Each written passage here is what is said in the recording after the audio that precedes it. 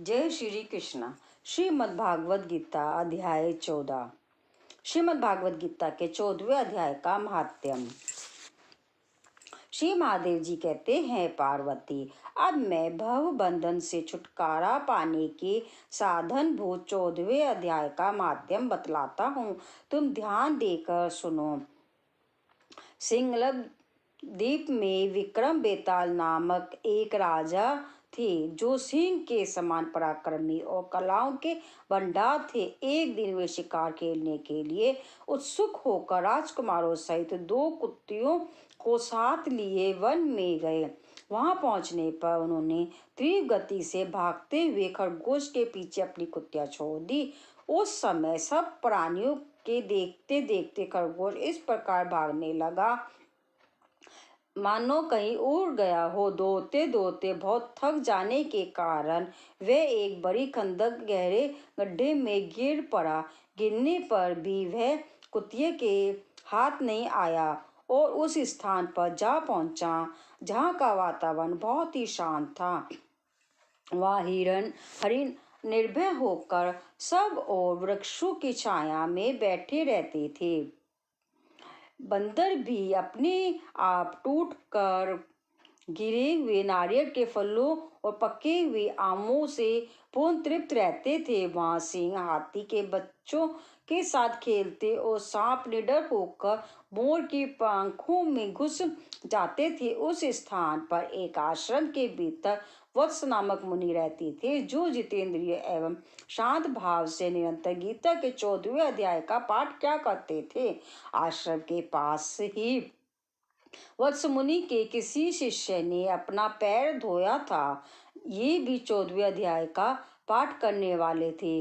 उसके जल से वहां की मिट्टी गीली हो गई थी।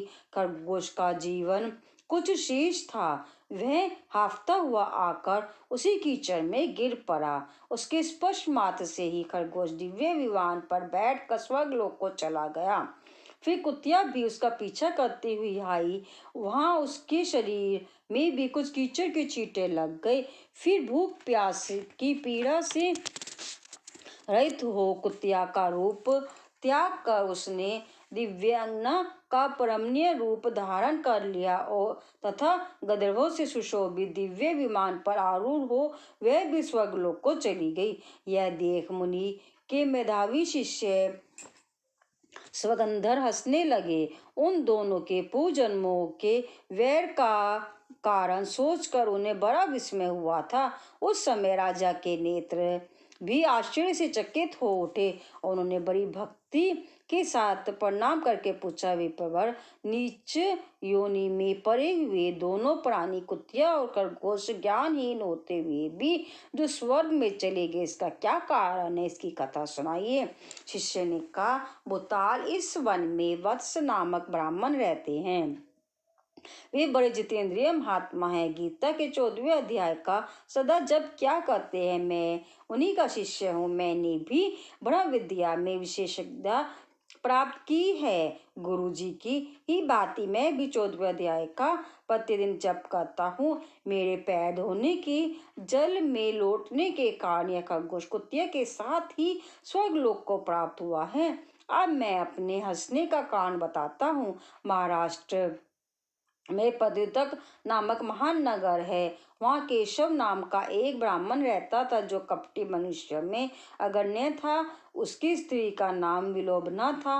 वे स्वच्छंद विहार करने वाली थी।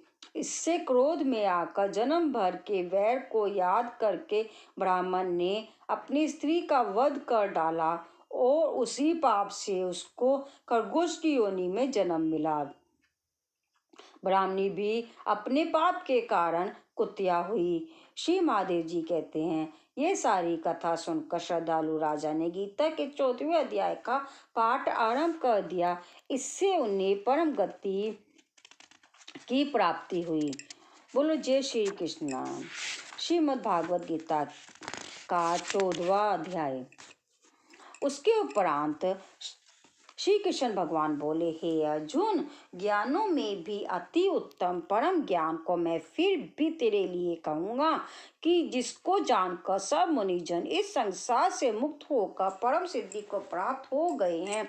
हे अर्जुन, इस ज्ञान को आश्रय करके अर्थात धारण करके मेरे स्वरूप को प्राप्त हुए पुरुष सृष्टि के आदि में पुनः उत्पन्न नहीं होते हैं और प्रलय काल में भी व्याकुल नहीं होते हैं, क्योंकि उनकी दृष्टि में मुझ वासुदेव से भिन्न कोई वस्तु है ही नहीं। है अर्जुन, मेरा महत्व रूप प्रकृति अर्थात त्रिगुणी माया संपूर्ण भूतों की योनि है अर्थात गर्भाधान का स्थान है, और मैं उस योनि में चेतना रूप बीज का स्थापन करता हूँ। उस जड़ चेतन के संयोग से सब भूतों की उत्पत्ति होती है। हे अर्जुन, नाना प्रकार की सब योनियों में जितनी मूर्तियां अर्थात शरीर उत्पन्न होते हैं, उन सब की त्रिगुणी माया तो गर्भ को धारण करने वाली माता है, और मैं बीज को स्थापन करने वाला पिता हूँ। हे अर्जुन, सत्व गुण, रजोगुण और तमोगुण ऐसे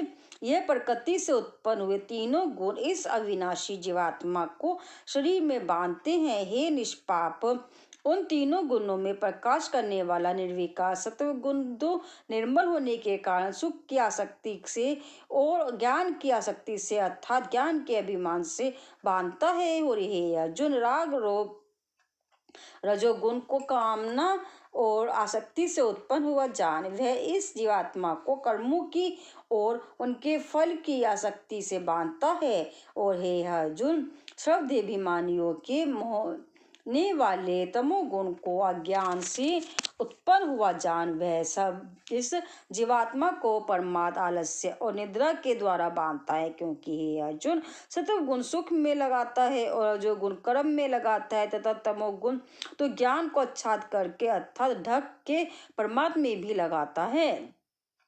और ये अर्जुन, रजोगुण और तमोगुण को दबा कर सत्वगुण होता है अर्थात बढ़ता है, तथा रजोगुण और सत्वगुण को दबाकर तमोगुण बढ़ता है, वैसे ही तमोगुण और सत्वगुण को दबाकर रजोगुण बढ़ता है।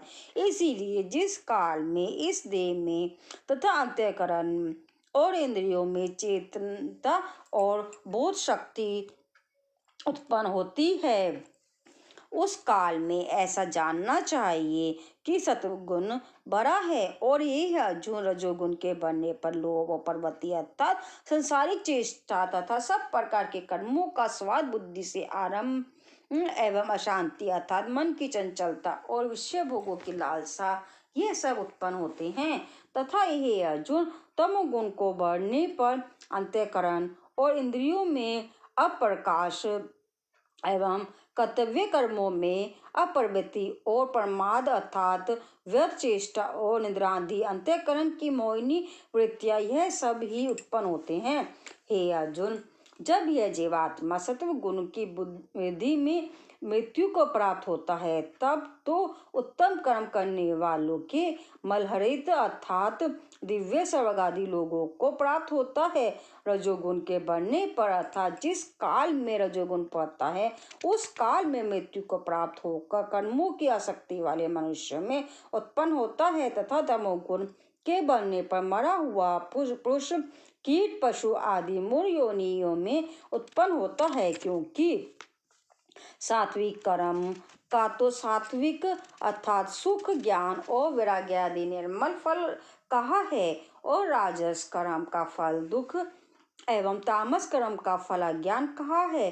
सत्व गुण से ज्ञान उत्पन्न होता है और रजोगुण से निसंदेह लोभ उत्पन्न होता है, और तथा तमोगुण से प्रमाद और मोह उत्पन्न होते हैं और अज्ञान भी होता है। इसलिए सत्व गुण में स्थित हुए पुरुष स्वर्ग आदि उच्च लोकों को जाते हैं, और रजोगुण में स्थित राजस पुरुष मध्य में अर्थात मनुष्य लोक में ही रहते हैं, एवं तमोगुण के कार्य रूप निद्रा प्रमाद और आलस्य आदि में स्थित हुए तामस पुरुष अधोगति को अर्थात कीट पशु आदि नीच योनियों को प्राप्त होते हैं। हे अर्जुन, जिस काल में तृष्णा अर्थात समष्टि चेतन में भी एक ही भाव से स्थित हुआ साक्षी पुरुष तीनों गुणों के सिवा अन्य किसी को करता नहीं देखता है, अर्थात गुण ही गुणों में बढ़ते हैं ऐसा देखता है और तीनों गुणों से अति परे सच्चिदानंद स्वरूप उस परमात्मा को तत्व से जानता है। उस काल में वह पुरुष मेरे स्वरूप को प्राप्त होता है तथा यह पुरुष इस स्थूल शरीर की उत्पत्ति के कारण तीनों गुणों को उल्लंघन करके जन्म मृत्यु वृद्धावस्था और सब प्रकार के दुखों से मुक्त हुआ परमानंद को प्राप्त होता है।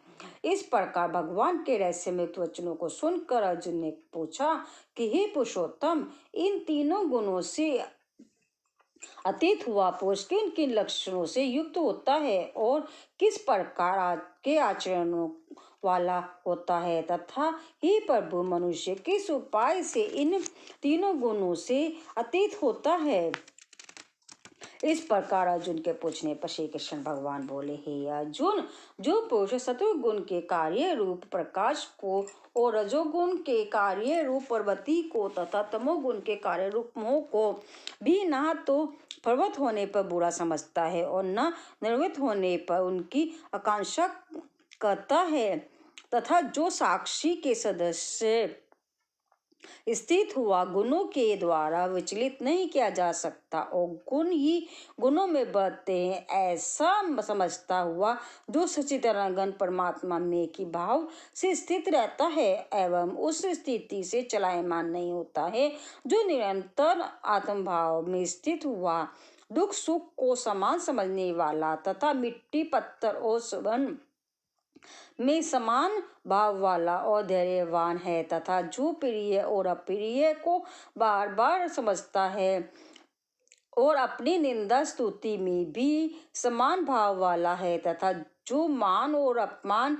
में सम है एवं मित्र और वैरी के पक्ष में भी सम है, वह संपूर्ण आरंभों में कर्तापन के अभिमान से रहित हुआ पुरुष गुणातीत कहा जाता है। और जो पुरुष अव्यभिचारी भक्ति रूप योग के द्वारा मेरे को निरंतर बसता है, वह इन तीन गुणों को अच्छी प्रकार उल्लंघन करके सच्चिदानंद ब्रह्म में एक ही भाव होने के लिए योग्य होता है। हे अर्जुन, उस अविनाशी परम ब्रह्म का और अमृत का तथा नित्य धर्म का और अखंड एक रस आनंद का मैं ही आश्रय हूँ, अर्थात उपयुक्त ब्रह्म अमृत अव्यय और शाश्वत धर्म तथा एकांतिक सुख, यह सब मेरे ही नाम है, इसलिए इनको मैं परम आश्रय हूँ।